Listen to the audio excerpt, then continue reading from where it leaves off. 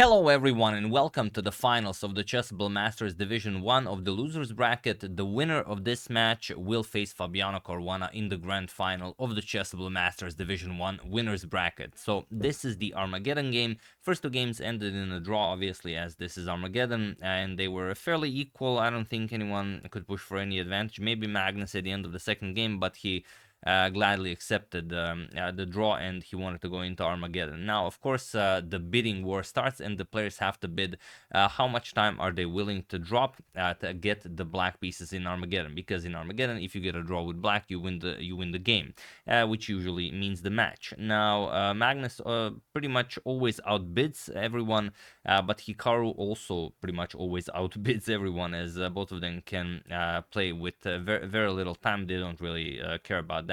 But they didn't go as crazy as in some of the other matchups, like they didn't go below 8, below 7 minutes. Here, Hikaru got the black pieces. He bid 9 minutes and 17 seconds.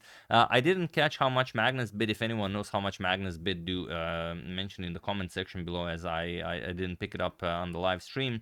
But obviously it was more than 9 minutes and 17 seconds. So let's check it out. Hikaru has the black pieces, only needs a draw to win this and face Fabiano in the grand final. And Magnus opens with c4. We've seen his great victory against Levon Aronian in that crazy line of the English. So let's see if we get a repetition of that. Knight to f6 by Hikaru, knight c3, e5 with knight to f3, and knight to c6. So again, the 4 knights of the English with d4 by Magnus. And in that game, we've seen e4, that funky Bradley Beach variation that was played in the era of Capablanca and Alechin. But here, Hikaru says, I don't want any of that weird stuff Levon is playing. I'm just going to go for the main line. E captures on d4, knight captures on d4, and bishop to b4. So this is the standard way to play.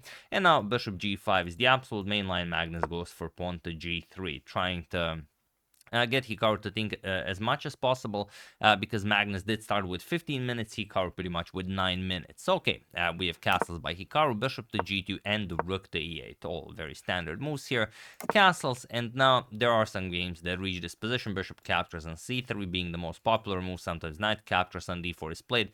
But here we have pawn to h6 by Hikaru, and it is not as of move 8 that we have a completely new game. So Magnus continues. We have knight to d5 now.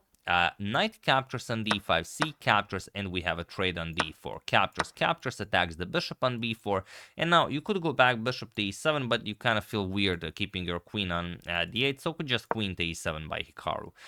Bishop to e3, okay, you're defending the bishop, but also you're putting pressure on e2, so Magnus goes bishop to e3, bishop back to d6, and now rook f to d1. We have pawn to b6 now, ready to fianchetto the light square bishop, and queen back to d2. We have pawn to a5 and rook 8 to c1, just nicely putting pieces on optimal squares. Rook to b8, and now bishop to f4, offering a trade of dark square bishops. Bishop to e6, again putting more pressure on the e2 pawn, and just e4 by Magnus. We have bishop captures on f4, queen captures, and pawn to d6. And Hikaru can be very happy with his position. If this was a classical game, of course Hikaru would never play something like this, because you have this permanent weakness on c7. It would be a slow squeeze where in the end Magnus would probably emerge victorious. But this is not such a game. This is rapid chess, and you don't have all that much time to plan for something. But of course, the standard ideas are the same. You will put pressure on the c7 pawn. This will be the first weakness, and as it's known in chess, you need 2 weaknesses to actually win the game, so it will be a matter of creating a second one. So rook to c3. Magnus prepares to double up on the c file to exploit the c7 weakness. It's a backwards pawn. Queen to d8, and now rook d to c1. We have rook to e7, of course Hikaru will defend, and now pawn to h4. We have bishop to b5, and now pawn to g4. And this is what I mean by trying something to create a second weakness. Magnus wants to push g5 and open up ways to attack the black king. So pawn to f6, but Magnus goes for it. Pawn to g5, and you should go for this. Hikaru is lower on time. You need to really make him struggle here. So f captures on g5, h captures, and now rook to f7, attacking the queen. queen to g3, and it looks odd because, okay, you can just capture the pawn here, h captures on g5, but this is what Magnus had in mind, bishop to h3, and now it's very easy to blunder the game for Hikaru. Imagine you play something like bishop d7, you counter this bishop to, oh no, sorry, this was played in the game, but let's say you try something like rook to f8, immediately you get destroyed, bishop e6, king goes to h7, queen h3 check, king goes here, and now bishop f5 check, and this pretty much resigns. If king to f6, you're going to play rook captures on c7, and no way that black king will, stay alive for more than a couple of moves. So instead, after bishop to h3, bishop to d7, Hikaru just counters Magnus's bishop, but he has to part with the c7 pawn. And so Magnus plays rook captures on c7, bishop captures on h3, now rook captures on f7, king captures, and queen captures on h3. And now we have this position where it's equal material, but Hikaru's king is a bit more vulnerable. So can he defend? We have queen to f6, and now Magnus has a couple of options. He can play rook to c7 check. He can play queen to d7 with check. He can also play many other things. He played queen to h7, which makes sense as now rook to c7 seems to be like a pretty big deal. The actual way to go was rook to c6. This puts pressure on b6 and d6, and you're just going to play queen g3, and black will not be able to defend both d6 and b6.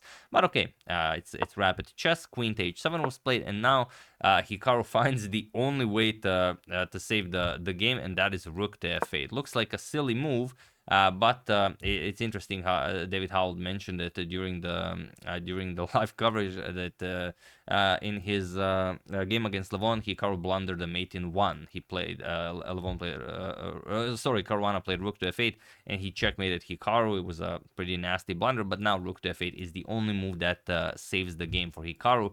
Point is that now rook to c7 check, which of course Magnus did play, now results in king to e8, and now you can't really capture here because just queen captures on f2. The queen and rook are extremely strong on the f file. So rook to c8 check, king to e7, and rook captures on f8. Magnus has to now trade rooks and go into a queen and pawn endgame. So king captures on f8, queen to h8 with check, king to f7, and now queen to c8. Now you will try to give some checks and try to pick up as many pawns as possible. Queen e5, Hikaru just centralizes, says, all right, it's up to you to try and win. I'm not touching that pawn. I just want to have a solid position, and the queen on e5 is as solid and as active as possible. So queen to g4 by Magnus, king to g6, and now king to g2. And the situation on the clock, which is very relevant here, 3 minutes and 30 seconds for Magnus and 2 minutes and 40 seconds for Hikaru, and there is no increment here, so it's pretty intense stuff. And here we have king to f6 by Hikaru. Notice again, if you play queen captures on b2, then there's queen to f5 check, and it's just winning for Magnus. Let's say king h6, queen to e6 check, you're going to pick up this pawn, and then you will advance your d pawn to victory much faster than Hikaru would be able to advance his b or a pawns. So instead, after king to g2, Hikaru just plays king f6, and here we have pawn to a4, stopping b5, and now king to e7. Here we have king to f3, and Hikaru played g6 here, completely sort of blundering the game, but it's not easy to spot why. Do you see why the game is now winning for Magnus? Feel free to pause the video and win it while I give you a couple of seconds.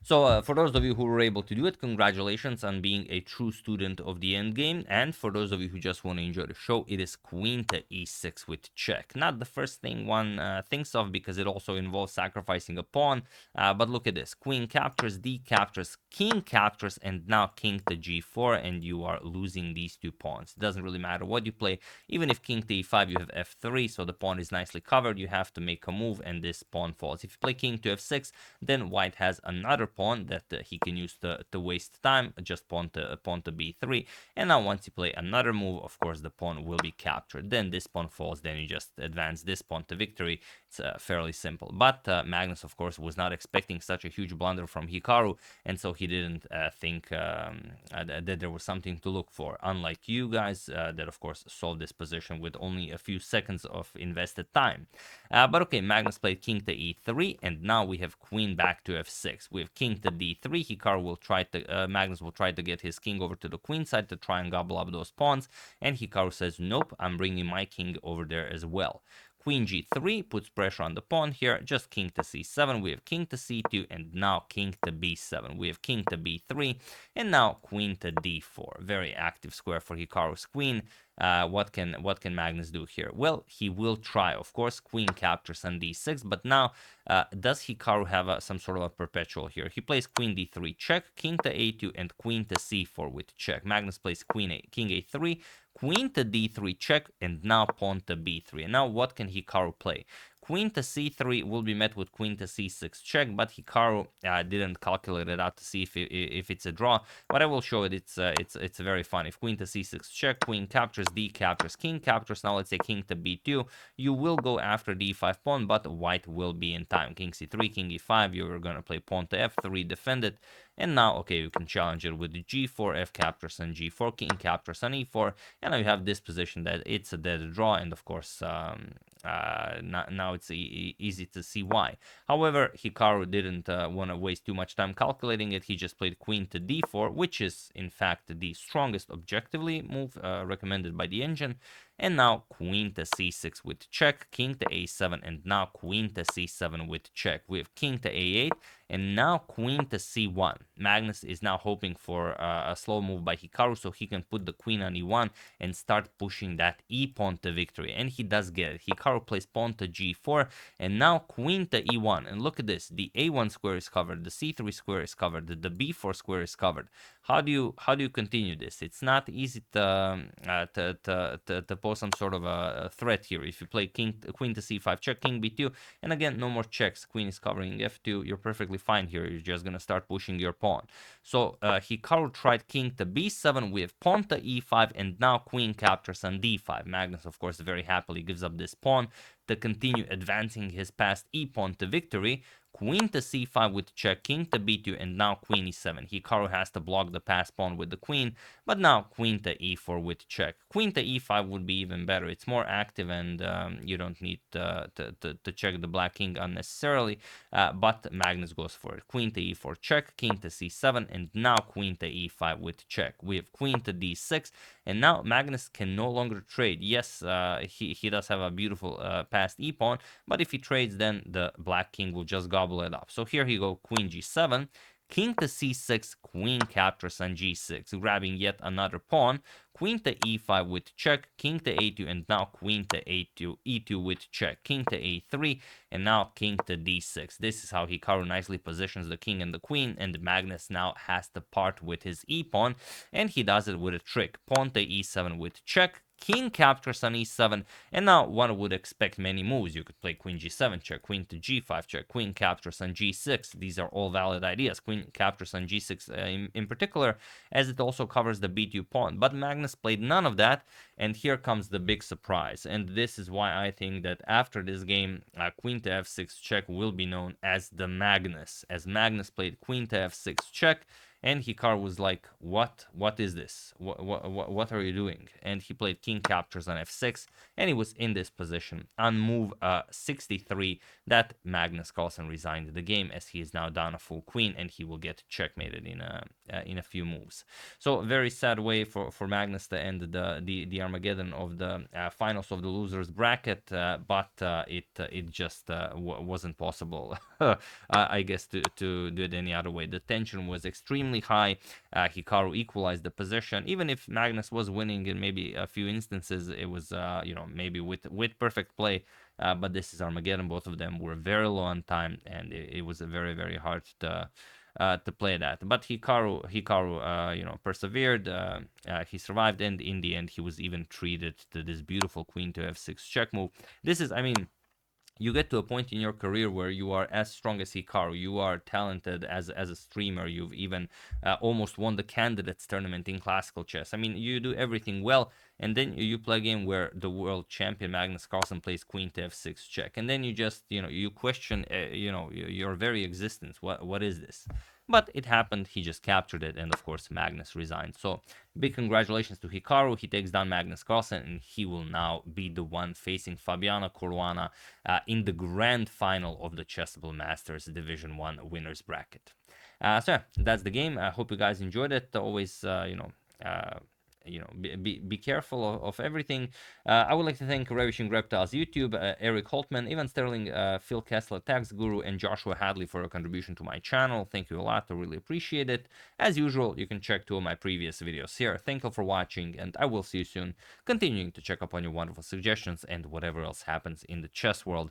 We might even see more moves like this Queen to f6. But I really think like Queen to f6 check should be from now on referred to as the Magnus. Thank you all. I will see you soon and have an excellent rest of your day.